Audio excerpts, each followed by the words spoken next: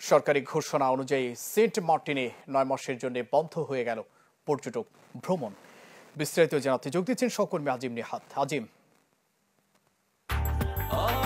Breakfast, tiffin কিংবা snack টাইমে মজাদার আয়োজন মানে অল টাইম ব্রেড।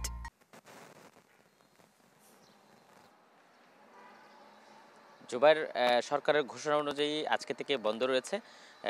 মূলত এবার সবচেয়ে বেশি সংকটের মুখে পড়েছে দ্বীপের মানুষ, কারণ সামনেও তারা সংকটের মধ্যে পড়তে যাচ্ছে। কারণ সরকারের ঘোষণা অনুযায়ী 3 মাস অন্তত সেন্ট মার্টিন দ্বীপে পর্যটকবাহী জাহাজ চলাচলের কথা থাকলেও প্রথম নভেম্বর মাসে সরকারের নানা তরণের তালবাহনার কারণে তারা নানা ধরনের শর্ত জুড়ে দিয়েছিল, যে শর্তগুলো পূরণ করতে গিয়ে তাদের অনুমতি পেতে অনেক সময় লেগেছে জাহাজ মালিকগুলোর। ফলে নভেম্বর পুরো মাসে একজন পর্যটকও দ্বীপে যায়নি। পরে ডিসেম্বরের 1 তারিখ থেকে জাহাজ চলাচল শুরু হয়েছিল, সেখানেও পর্যটকের সংখ্যা ছিল খুবই সীমিত, মাত্র 2000। এর মধ্যে প্রতিদিন কিন্তু 2000 যেত না, যার ফলে এই 2000 পর্যটক দিয়ে অন্তত 2 মাস ব্যবসা করে কিছুটা আয় করেছে, কিন্তু সেটি একেবারেই তাদের যে অন্যান্য বছরের তুলনায় একেবারে নগণ্য। ফলে আগামী সামনের যে 9টা মাস তারা কিভাবে চলবে এবং সেই 9 মাস তারা কিভাবে পার করবে সেটি নিয়ে চরম দুশ্চিন্তার মধ্যে দ্বীপের মানুষ। কারণ আপনি জানেন যে এই দ্বীপের মানুষের প্রধান আয়ের উৎস কিন্তু এখন পর্যটন। কারণ একসময় তারা মাছ ধরা সহ অন্যান্য পেশার সাথে জড়িত থাকলেও গত 1 যুগেরও বেশি সময় ধরে তারা এই পর্যটনের সাথে সম্পর্কিত হয়ে উঠেছে এবং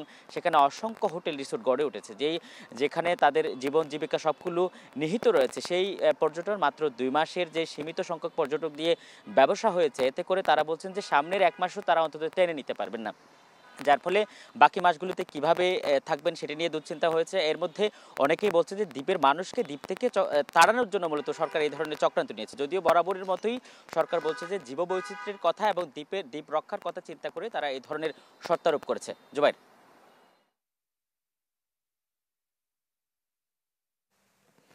আজিম ধন্যবাদ আপনাকে। দর্শক, সরকারি ঘোষণা অনুযায়ী সেন্ট মার্টিনে 9 মাসের জন্য বন্ধ হয়ে গেল পর্যটক ভ্রমণ। সে খবর জানাচ্ছিলেন সহকর্মী আজিম নিহাত।